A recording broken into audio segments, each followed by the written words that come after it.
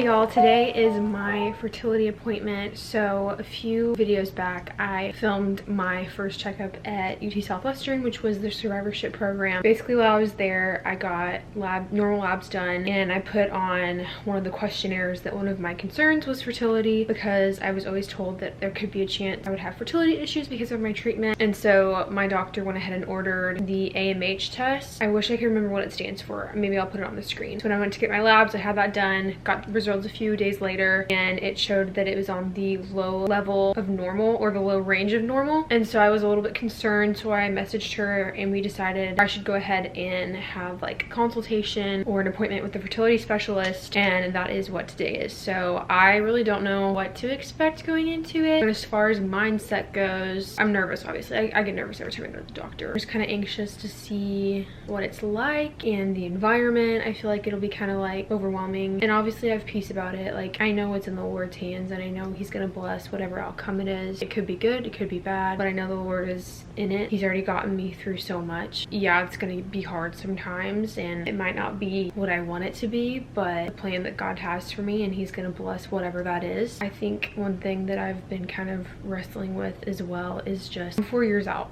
from chemo, from cancer, and I feel very separated from that part of my life, but I'm still using it, and I still recognize it. Obviously, I don't want to just pretend like it didn't happen, because I feel like, again, the Lord wants to use that. But you know, days like today just kind of remind me that cancer still affects my life. Even though treatment is over, it kind of still feels like it has a hold on me and feels very permanent. Chemo affects me the rest of my life, you know? I don't think about that stuff all the time. I really don't think about any of that, because it's like not in my control and it's not happening yet, so why would I worry about it? But it's just, you know, days like today where I go to the doctor, it's like I just think about kind of all those things spiral around. And I'm just thinking out loud here. The only reason why I film this kind of stuff is to help other people. My goal with every single one of these videos, everything that I share, even though fertility is a very fragile and personal thing, I know that there are thousands of other women out there, cancer survivors, that are going through the same thing. So I'm about to head out. Been listening to worship music all day, and yeah, I will keep y'all updated, and I will let y'all know how the appointment goes. Also tomorrow I'm going back for my survivorship, like my regular survivorship checkup, so 2 days in a row.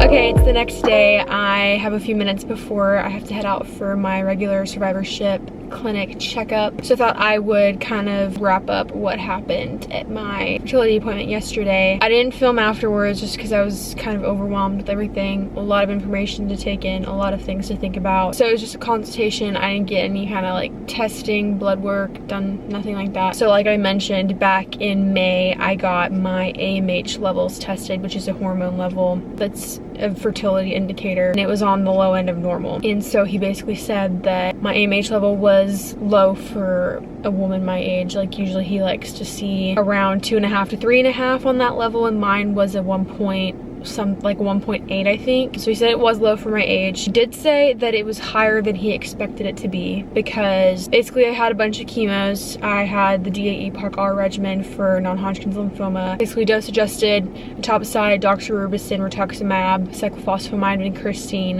and a few other drugs. Cyclophosphamide is like known to affect and damage fertility, and that's the dose that I had, and I had a high enough dose that it is affecting my fertility. I not only have to look at like the quantity of eggs I have left, but also like it affects the quality of your ovaries, meaning like my ovaries are aging quicker than I am. So I'm a 22-year-old, but my ovaries are older and they're aging quicker, which kind of puts it into perspective a little bit, I guess. So it's aging at a quicker rate, meaning I might not be able to get pregnant for as long as like the average woman would be able to. So then he went into, you know, talking about options. There's IVF, there's egg retrieval, there's egg freezing, there's embryo freezing. He said that egg freezing isn't as recommended or successful today as it used to be, and that he recommends the embryo freezing. And he said that you can have an anonymous donor, or you can, you know, have someone that you know. If you're married, obviously married couples would do, you know,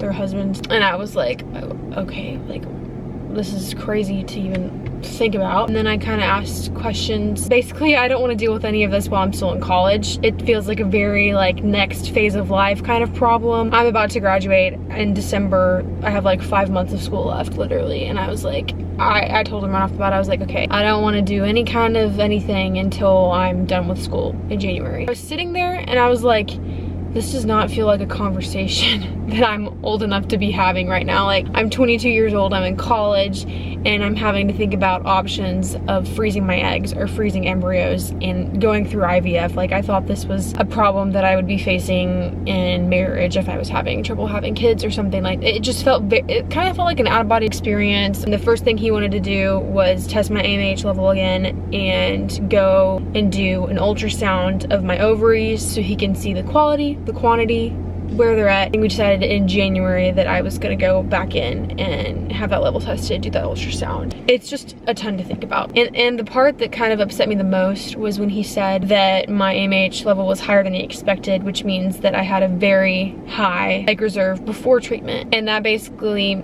confirmed that I had high fertility before cancer. I would have had no problem having kids. Cancer, chemo just destroyed that egg reserve. So it just sucks as kind of a reminder that cancer feels very permanent in my life. But you know, I'm giving myself some grace because I literally just had this appointment yesterday, and so I'm of course gonna be upset about it for a day or two, but I'm not gonna linger on it. You know, I really don't think about all of the bad things that could happen to me or all of the bad long-term side effects that could happen to me in the future. It's out of my control and it's not gonna happen now, so why worry about it right now? So I really don't think about it that much. It's just when I have these appointments, it reminds me of everything. So yeah, now I'm about to go to my regular appointment. This is just my survivor checkup like I did back in May. And yeah, and then I'm heading home because I'm leading worship at church tonight. But yeah, we'll see how this doctor appointment goes. I'll talk to you later.